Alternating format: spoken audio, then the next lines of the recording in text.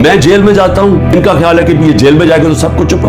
آپ کو کسی صورت گھروں میں ڈر کے بیٹھنا نہیں چاہیے۔ وہ اقبال کا ایک شعر ہے کہ ہے جرم ضعیفی کی سزا مرگ مفاجات، بزدلی کی سزائی موت ہے۔ بتوں سے تجھے امیدیں، خدا سے نا امیدی، مجھے یہ بتا تو صحیح اور کافری کیا ہے کہ یہ ظلم کے اور یہ خوف کے بت کے سامنے آپ جھکتے جائیں، اللہ کے اوپر ایمان نہ رکھیں۔ میں جیسا بھی زندگی میں نے گزاری ہے، میں کوئی فرشتوں کی زندگی نہیں گزاری، لیکن میں اللہ کا شکر کرتا ہوں کہ اس نے مجھے ایمان دیا ہے، اور ایمان کی قوت سب قوتوں سے اوپر ہوتی ہے۔ اللہ نے لا الہ الا اللہ دل میں ڈال دی ہے، اس لیے مجھے خوف نہیں ہے، ہر چیز کے لیے تیار ہوں۔ آپ بھی تیار ہوں۔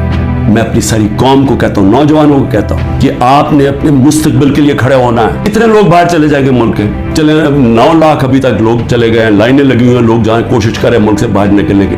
یہ تو کوئی حل نہیں ہے۔ کھڑے ہو کے ملک کے لیے جنگ لڑے، کھڑے ہو مقابلہ کریں۔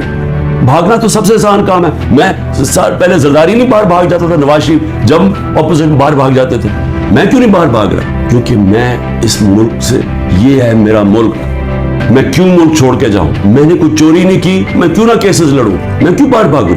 اور میں وہ ان میں سے نہیں جس نے جب باہر جا کے جس نے پیسے جمع کیے ہوئے ہیں، بادشاہوں کی طرح باہر رہ رہے ہیں۔ مجھے تو پتہ کتنا مہنگا وہاں رہنا، رہتے کیسے؟ 400 روپے کا تو 1 پاؤنڈ ہے، کدھر سے ان کے پاس پیسے؟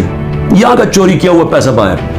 یہیں رہیں گے، یہاں لڑیں، کھڑے ہوں گے پرامن طریقے سے، ملک میں توڑ پھوڑ نہیں کریں گے، لیکن ہم یہ واضح کر دیں گے کہ ہم ہمارے محمد مصطفیٰ نبی صلی اللہ علیہ وسلم کی امت ہے، ہم لا الہ الا اللہ میں ماننے والے لوگ ہیں۔ اللہ جب کسی کو ایمان دیتا ہے ان کے خوف دور کر دیتا ہے۔ ہم خوف کی زنجیر توڑ بیٹھے ہیں، اور ہم یہ ظلم کسی صورت اب قبول نہیں کریں گے۔ پاکستان زندہ باد۔